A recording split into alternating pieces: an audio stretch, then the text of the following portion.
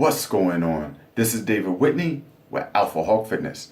All right, right now we're going to go over HIIT training, high intensity interval training, low intensity steady state cardio, and weight training. We're going to talk about the advantages and the disadvantages of all three, and I'm going to tell you what I think is the best combination to achieve our desired results for our physique.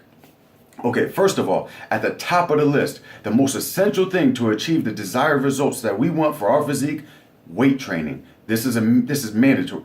This is a must. And I'm going to explain why.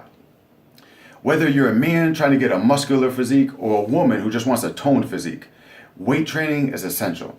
For a man, I think this goes without saying. Of course, if we want big muscles, we got to hit weights. Now, a lot of women will say, well, hold on. I don't want big muscles. I don't want to look like a man. I don't want to look all masculine and manly.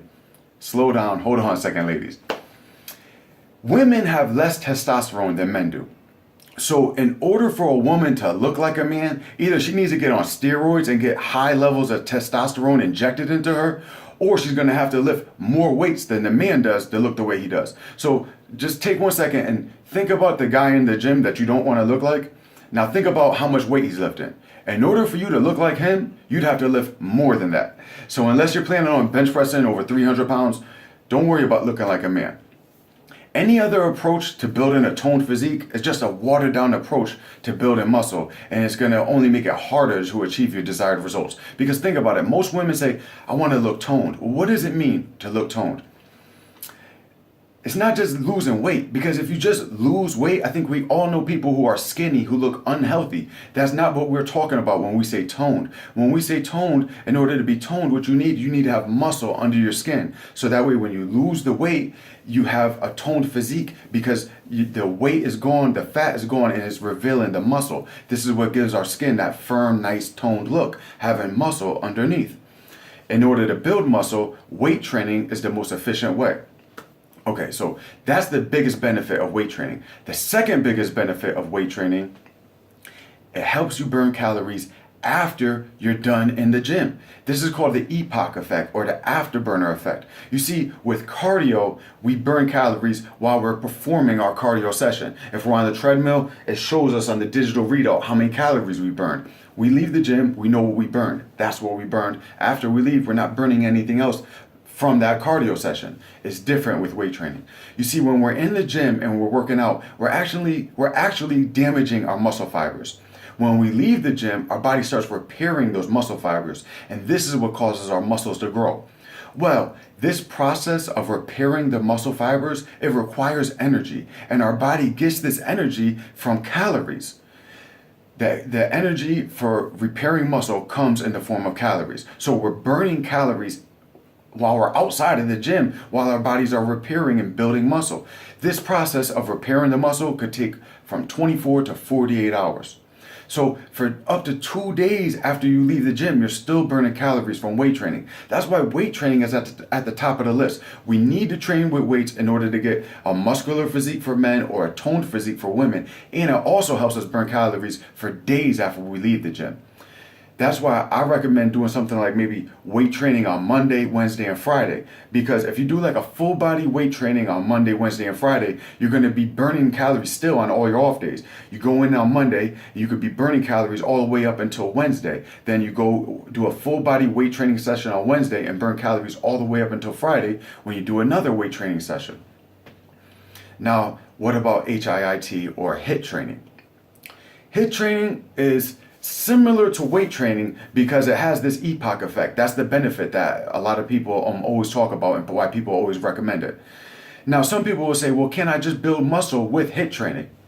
Well, HIIT training can help you with building muscle because it has a lot of explosive movements, some push-ups, burpees, a lot of jumping, sprinting, and these moves can help you with building muscle, but it's a watered down version of weight training. It's a lot harder to build muscle with just these explosive movements than it is with weight training. Another thing is you're getting the EPOC effect, but let's look at it. So because it's not going to give us the same benefit of muscle building as weight training, a lot of people will combine HIIT training with weight training. So let's look at how this will work out.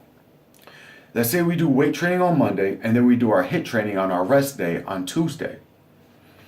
Like I said, the benefit of HIIT training is that it also has this afterburner effect, this epoch effect, because this hardcore, intense HIIT training, it taxes our systems. It puts, it wears, it damages and puts a wear and tear on our central nervous system, our peripheral nervous system, and on our muscle tissue. So our bodies have to repair and recover and recuperate from these sessions, and this is when we're burning calories afterwards, similar to the weight training.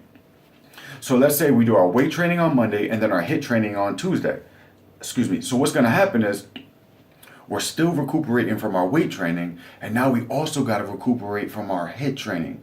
This causes what's known as the interference effect. Because we got our body trying to do two things at the same time. Our body's trying to recuperate from both the weight training and the HIIT training. So what's going to happen is, because it's trying to recuperate from two things at the same time, it's going to do neither one as efficiently as it would if it was just trying to recuperate from one or the other. So now our HIIT training is interfering with our body building muscle. And for guys, if you're trying to build a muscular physique, you don't want to do anything that's going to interfere with your body building muscle. And for women, it's just not necessary to do this hardcore, intense training when your body's still burning calories from the weight training you did the day before. That's why I recommend low intensity, steady state training on the off days. You see, low intensity, steady state training, you could burn around 500 calories within an hour doing things like going for a brisk walk, walking on the treadmill on an incline, doing the Stairmaster, riding a recumbent exercise bike. These things allow you to burn a big block of calories during your exercise session, and they don't require any type of recuperation after the weight training session is done. Not the weight training, the exercise training session is done. So it doesn't interfere with your weight training session, but it's still burning a big block of calories for the day. You could burn like up to 500 calories from just doing low intensity steady state, and that's enough to put you in your caloric deficit for the day without even factoring in any type of caloric restriction for the day, without even reducing your calories for that day. Your low intensity steady state could already put you in a big enough caloric deficit to lose weight. And like I said, it's not interfering with your weight training. So you're still have your epoch effect from your weight training. You're still building muscle, building that physique that you're looking for, and you're burning calories from your low intensity steady state. That's why I recommend not doing high intensity interval training. I recommend a combination of weight training and low intensity steady state. Okay, I hope this video has been informative and helpful. If you got any questions, comment below. I hope I made this easy to understand and easy to follow. All right, make sure you like and subscribe. Check out my past videos, see if there's anything you're interested in, and stay tuned for future videos. All right, until next time.